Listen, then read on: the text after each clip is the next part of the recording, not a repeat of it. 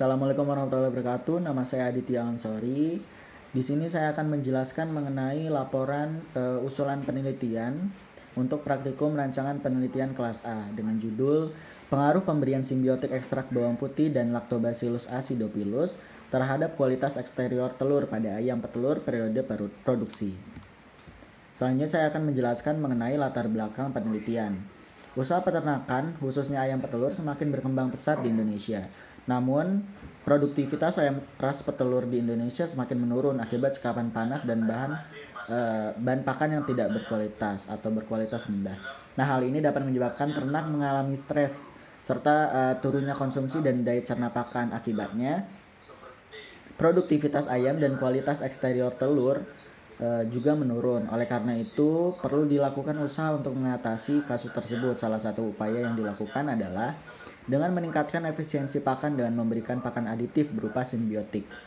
Nah, simbiotik sendiri merupakan gabungan dari prebiotik dan probiotik yang fungsinya untuk meningkatkan bakteri, menguntungkan dalam saluran pencernaan. Nah, penggunaan simbiotik ini dalam ransum sangat berperan sebagai antimikrobial, antitoksik, meningkatkan imunitas, performa, dan absorpsi mineral. Penggunaan simbiotik menyehatkan saluran pencernaan sehingga diharapkan mampu meningkatkan kecernaan dan penyerapan nutrien sehingga dapat meningkatkan dan memperbaiki produktivitas serta kualitas eksterior telur ayam.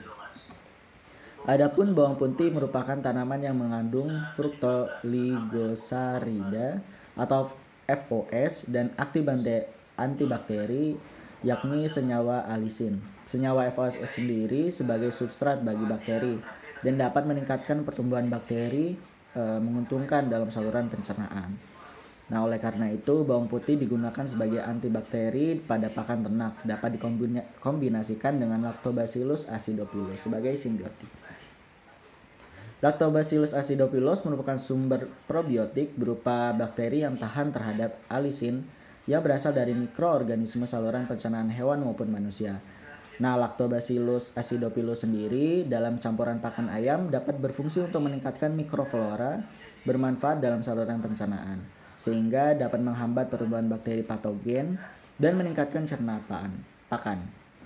Oleh karena itu, penggunaan simbiotik dari ekstrak bawang putih dan Lactobacillus acidophilus diharapkan mampu menyeimbangkan mikroflora pada saluran pencernaan dan menghambat pertumbuhan bakteri patogen sehingga dapat meningkatkan kecernaan nutrisi pada ayam petelur, serta dapat meningkatkan kualitas eksterior telur ayam meliputi tebal cangkang, bobot telur, kekuatan cangkang, perbandingan antara panjang dan lebar diameter telur, serta pori-pori cangkang telur.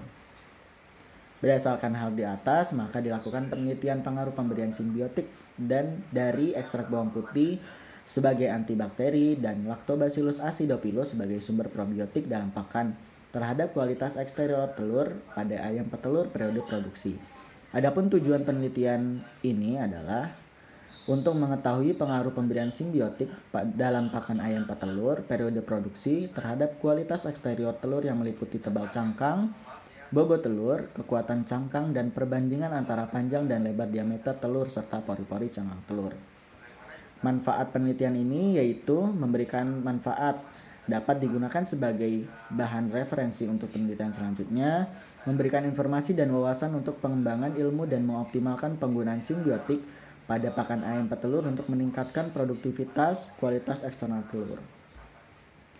Hipotesis penelitian ini adalah berdasarkan latar belakang masalah dan tujuan penelitian ini, maka diduga terdapat perbedaan pada efek penggunaan simbiotik pada pakan terhadap produktivitas dan kualitas eksternal telur. Oke, selanjutnya adalah materi yang digunakan adalah ayam petelur fase produksi umur 27 minggu, strain Lohmann dengan berat 1,8 sampai 2 kg, sebanyak 200 ekor. Dan materi selanjutnya ada simbiotik, pakan jadi merek Starfeed L 25MX dari PT Sinar Indosem, dan yang terdiri dari jagung, bungkil kedelai, polar, tepung daging, dan tepung tulang dengan kadar protein 19%. Ya, selanjutnya adalah metode penelitian. Nah, rancangan penelitian ini yang digunakan adalah RAL atau rancangan acak lengkap dengan 4 perlakuan dan 5 ulangan. Nah, masing-masing unit penelitian ini adalah 10 ekor ayam. Nah, untuk perlakuannya sendiri ada 4, ada T0, T1, T2, dan T3. T0 sendiri adalah pakan basal, T1 itu pakan basal ditambah simbiotik 3%, T2 adalah pakan basal ditambah simbiotik 4%, dan T3 adalah pakan basal ditambah simbiotik 5%. Ini untuk prosedur penelitiannya. Nah, untuk parameter penelitian sendiri, yang pertama adalah tebal cangkang telur. Jadi ketebalan cangkang telur ini diukur dengan menggunakan jangka sorong pada bagian keempat sisi kulitnya. Nah, pengukuran dilakukan seminggu sekali pada akhir minggu dengan menguji 2 butir telur per unit. Selanjutnya parameter bobot telur, yaitu bobot telur sendiri untuk mengukurnya adalah dengan menggunakan timbangan analitik. Pengujian ini dilakukan setiap seminggu sekali pada akhir minggu dengan menguji 2 butir telur per unit. Selanjutnya adalah kekuatan cangkang. Nah, untuk kekuatan cangkang sendiri diuji dengan modifikasi alat untuk mendeteksi kekuatan cangkang telur. Pengujian dilakukan setiap seminggu sekali pada akhir minggu dengan menguji 2 butir telur per unit. Selanjutnya parameter selanjutnya yaitu perbandingan panjang dan lebar telur. Nah, perbandingan panjang dan lebar telur sendiri diuji dengan alat jangka sorong. Pengujian dilakukan setiap seminggu sekali pada akhir minggu dengan menguji 2 butir telur per unit. Selanjutnya yaitu pori-pori cangkang. Nah, pori-pori cangkang sendiri diukur dengan modifikasi alat untuk mengukur jumlah pori-pori cangkang telur. Nah, pengujian sendiri dilakukan setiap seminggu sekali pada akhir minggu dengan menguji 2 butir telur per unit. Nah, untuk analisis datanya sendiri, penelitian ini menggunakan perhitungan ANOVA. Jadi modelnya ini menggunakan model ANOVA. Model persamaan linearnya bisa dibaca sendiri sebagai berikut. Baik, selanjutnya yaitu ini ada data perhitungan kita. Ini untuk sampelnya sendiri. Ini ada beberapa parameter yang kita hitung, dan di sini T ini menunjukkan sebagai treatment atau perlakuan, dan U di sini adalah ulangan. Ini ada 5 ulangan dan 4 perlakuan. Bisa dilihat sendiri dari minggu pertama, minggu kedua, minggu ketiga, dan minggu keempat dipisahkan sesuai dengan parameternya sendiri. Oke, baik, selanjutnya saya akan menjelaskan tentang perhitungan RAL-nya. Nah, di sini untuk parameter bobot telur sendiri. Ini ada tabel dengan perlakuan T0 sampai T3 dengan 4 perlakuan, dan di sini juga ada ulangan 1 sampai 5. Nah, total di sini adalah total dari data ini dari perlakuan pertama gitu. Dan seterusnya. Nah, rataan ini adalah didapat dari rataan dari data-data yang ada di sini. Nah, kemudian ini juga ditotal dari setiap ulangannya. Kemudian di total kembali dari setiap data ini, dan rataannya sendiri ini adalah rataan total dari setiap data ini. Seperti itu. Nah, setelah kita dapat data ini, baru kita dapat menghitung RAL dari parameter tersebut. Nah, R di sini adalah menunjukkan ulangan atau repeat, ada 5, dan T di sini adalah treatment atau perlakuan, ada 4. Nah, N di sini menunjukkan jumlah data yang ada pada parameter ini, seperti itu. Untuk R-nya sendiri 5, T-nya 4, N-nya 20. Nah, DB total ini didapat dari rumus ini, R dikali T dikurang minus 1 gitu. Sama dengan 5 kali 4, hasilnya 19 dB gitu. Dan selanjutnya T di sini DB perlakuan di sini rumusnya adalah T-1 sama dengan 4 min 1 sama dengan 4 min 1, dan dihasilkan 3 untuk DB perlakuan. Selanjutnya galat, menghitung galat sendiri dilakukan dengan rumus T dalam kurung R min 1 tutup kurung sama dengan, untuk T nya sendiri kan ada 4, terus ini R nya sendiri ada 5 dikurang 1 4, jadi 4 kali 4 16. Nah, DB galat sendiri dari DB total yang telah didapat, kemudian dikurangi DB perlakuan, 19 dikurang 3 sama dengan 16. Nah, selanjutnya dicari FK atau faktor koreksinya. FK sendiri rumusnya adalah G kuadrat dibagi N. Nah, G nya sendiri 4893,80 dibagi N. N nya sendiri di sini 20. Nah, didapatkan hasil sebagai berikut. Didapatkan hasil 1.197.464. Oke, selanjutnya adalah JKX. Nah, JKX sendiri rumusnya adalah sigma X1 kuadrat dikurang FK. FK di sini didapat dari perhitungan FK sebelumnya. Nah, X1 kuadrat didapat dari data-data yang ada tadi, kemudian dikuadratkan masing-masing dan dijumlah. Hasilnya baru dikurang FK gitu, dan didapatkan hasil sebagai berikut. Nah, selanjutnya adalah JKT. Nah, JKT sendiri rumusnya adalah sigma T1 kuadrat dibagi R dikurang FK. Nah, sigma T1 kuadrat sendiri ini didapatkan dari data total yang ada di sini. Total dari jumlah data setiap perlakuan untuk 5 ulangan. Kemudian dikuadratkan dan dibagi R. R di sini adalah repeat atau ulangan. Dibagi R dikurang FK. FK didapat dari perhitungan tadi, didapatkan hasil sebagai berikut. Nah, selanjutnya adalah JKG. JKG sendiri rumusnya yaitu JKX dikurang JKT. Dari perhitungan JKX dan JKT kemudian didapatkan hasil JKG.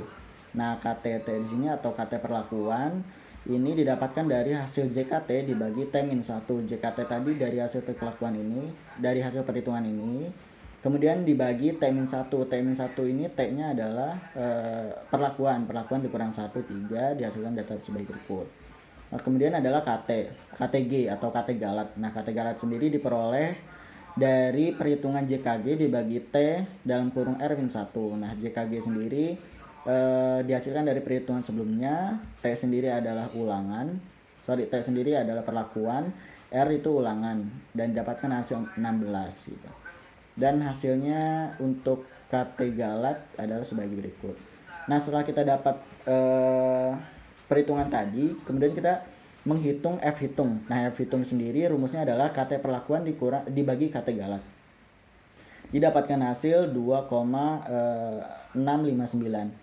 Nah, dari data-data tersebut kemudian dibentuklah tabel sidik ragam namanya. Dari data-data tersebut kemudian dicantumkan dalam tabel, dan di sini untuk F hitungnya diberi tanda NS atau non signifikansi karena hasil F hitung itu di bawah dari 3,24 gitu. Jadi ketika F hitungnya di bawah dari F tabel taraf 5%, maka diberi tanda NS atau non signifikansi taraf 5%, seperti itu. Oke, baik, selanjutnya menghitung parameter kekuatan telur. Nah, untuk parameter kekuatan telur sendiri sama dengan perhitungan sebelumnya dengan perlakuan 4, dan di sini ada 5 ulangan. Nah, total di sini hasil dari perhitungan ini. Kemudian di jumlah totalnya, dan di sini ditotal juga dari setiap ulangan, seperti itu. Nah, rataannya sendiri didapat dari hasil yang ini di rata-rata. Kemudian dari hasil rata-rata tersebut ditotal juga. Nah, rataan total ini adalah rataan dari setiap rataan dari perlakuan, seperti itu. Nah, selanjutnya ketika sudah didapat data ini, kita bakal dapat menghitung RAL, menghitung hasil dari parameter kekuatan telur. Nah, di sini ada R itu adalah repeat atau ulangan. Di sini 5, T di sini adalah treatment atau perlakuan, ada 4, N di sini untuk jumlah datanya ada 20. Nah, DB total sendiri dihitung dari jumlah ini, R dikali T, R-nya dari sini, T-nya dari sini, dikurang min 1, hasilnya 19. Ini semuanya hampir sama ya kayak perhitungan sebelumnya. Nah, selanjutnya adalah G atau galat. Nih, untuk menghitung FK. Nah, FK sendiri rumusnya adalah G kuadrat. Baik, selanjutnya yaitu menghitung FK. FK sendiri rumusnya adalah G kuadrat dibagi N. Nah, ini didapat G-nya yaitu 309,21 dipangkatkan dibagi 20. Hasilnya seperti ini. Nah, selanjutnya adalah menghitung JKX. Nah, JKX sendiri rumusnya adalah sigma X1 kuadrat dikurang FK. Nah, sigma X1 sendiri didapat dari data-data yang sebelumnya, data-data ini. Nah, data-data ini kemudian dikuadratkan, masing-masing data dikuadratkan dan dijumlah, dikurang FK. FK tadi hasil perhitungan yang FK ini. Nah, kemudian dapat hasil sebagai berikut. Nah, selanjutnya menghitung JKT. Nah, JKT sendiri rumusnya adalah sigma T1 kuadrat dibagi R, dikurang FK. Sigma T1 sendiri adalah hasil dari total setiap perlakuan sendiri. Nah, ini kemudian dikuadratkan dan dibagi 5. 5 sendiri di sini adalah R atau ulangan gitu, repeat. Dikurang FK yang tadi, hasil perhitungan yang tadi didapatkan hasil sebagai berikut. Kemudian adalah perhitungan JKG sendiri rumusnya adalah JKX dikurang JKT. Didapatkan hasil 24,74. Ya, selanjutnya adalah perhitungan KT atau KTT atau KT perlakuan. Rumusnya adalah JKT dibagi T dikurang 1. Nah, hasilnya adalah sebagai berikut. Selanjutnya yaitu KT galat, rumusnya adalah JKG T R dikurang 1, hasilnya sebagai berikut. Nah, untuk FT hitungnya sendiri dihasilkan 2,477. Nah, 2,477 sendiri itu posisinya adalah kurang dari di antara F tabel di sini, sehingga diberi tanda NS. NS ini adalah non signifikan. Jadi ketika F hitungnya kurang dari F tabel pada taraf 5% sendiri, nah maka dikatakan bahwa perhitungan ini non signifikansi pada taraf 5%.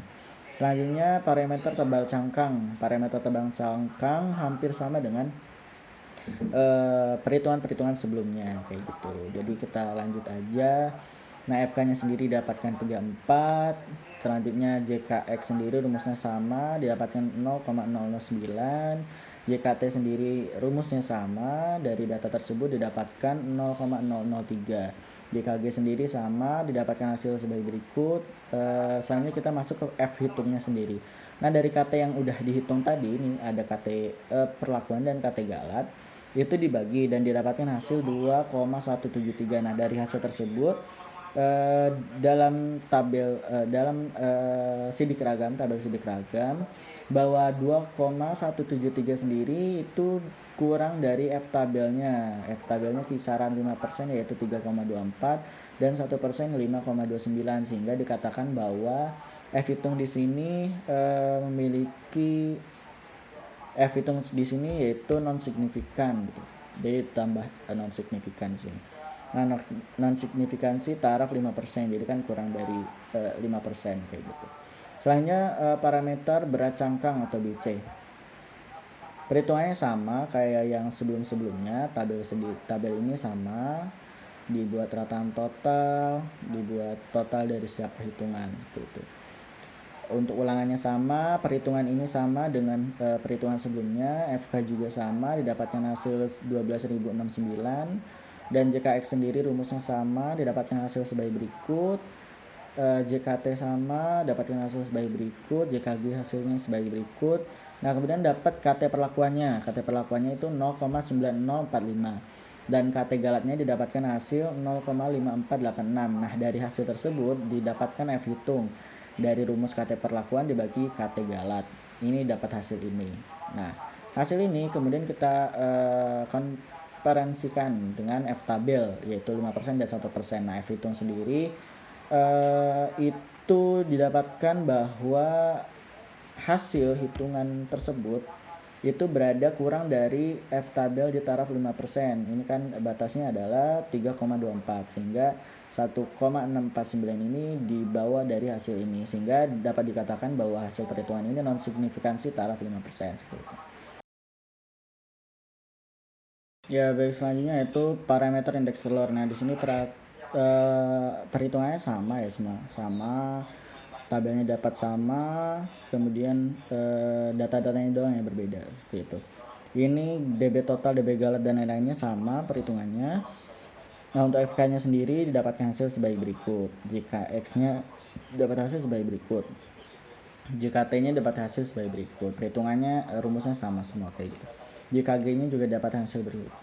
Nah, untuk KT sendiri, KT perlakuan ini dapatkan hasil 11,0114 gitu.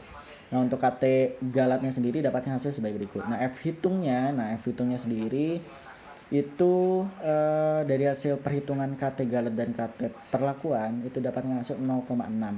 Nah, 0,6 sendiri di sini terletak di bawah dari kurang dari tabel F tabel sendiri. Nah, ini tarafnya 5%, 3,24. Nah, 0,6 sendiri didapatkan di kurang dari 3,24, sehingga dapat dikatakan bahwa hasil perhitungan ini non signifikansi pada taraf 5% seperti itu. Nah, selanjutnya di sini ada parameter pori cangkang. Nah, parameter pori cangkang sendiri perhitungannya sama kayak yang lain dengan 4 perlakuan dan 5 ulangan seperti itu. Rataan total dan total dari setiap perlakuan seperti apa. Ini perhitungannya sama dengan perhitungan yang sebelum-sebelumnya. Didapatkan FK-nya 77, JKX-nya sekian. Nah, untuk KT perlakuannya sendiri didapatkan 0,0792. KT galatnya 0,0705. Nah, didapatkan F hitungnya yaitu 1,123. Nah, dari hasil perhitungan tersebut dari F tabel yang F1-nya 3, F2-nya 16 bernilai 3,24. Ini dari tabel ya, dari tabel yang sudah ada kayak gitu. F tabelnya adalah tarafnya segini. Nah, dari daftar sidik ragam bahwa 1,649 ini ada di bawah dari hitungan F tabel di taraf 5%. Sehingga dikatakan bahwa perhitungan ini NS atau non signifikasi taraf 5%. Nah, ini untuk menghitung CV-nya, koefisien keragaman. Rataan total G dibagi N. G-nya sendiri 39,30 dibagi N-nya itu 20. Didapatkan hasil 1,965. CV-nya untuk rumus CV sendiri sama dengan kuadrat KT galat dibagi rataan total dikali 100%. Nah, kuadrat KT galat sendiri dapatkan hasil sebagai berikut. Nah, kemudian dibagi 1,965 dari hasil perhitungan rataan total. Kemudian dikali 100% dapatnya 13,51. Nah, kesimpulannya pada perhitungan ini bahwa F hitung kurang dari F tabel pada taraf signifikansi 5%, sehingga prima H0 artinya tidak pengaruh pemberian simbiotik ekstrak bawang putih dan Lactobacillus acidophilus terhadap pori-pori cangkang ayam petelur periode produksi. Selanjutnya ada perhitungan parameter indeks telur IT. Nah, perhitungannya hampir sama semua dengan data yang berbeda. Kemudian dapatnya hasil F hitungnya 0,6. Nah, 0,6 sendiri sama kayak perhitungan sebelumnya, bahwa 0,6 sendiri di bawah dari hitungan F tabel pada taraf 5%, sehingga dikatakan bahwa perhitungan tersebut non signifikansi taraf 5%. Nah, ini perhitungan CV-nya sama kayak yang tadi dengan hasil 1,35. Nah, simpulannya adalah bahwa F hitung kurang dari F tabel, maka taraf signifikansi 5%, sehingga terima 0, artinya tidak ada pengaruh pemberian simbiotik ekstrak bawang putih dan Lactobacillus acidophilus terhadap indeks telur ayam petelur periode produksi, seperti itu. Itu untuk perhitungannya.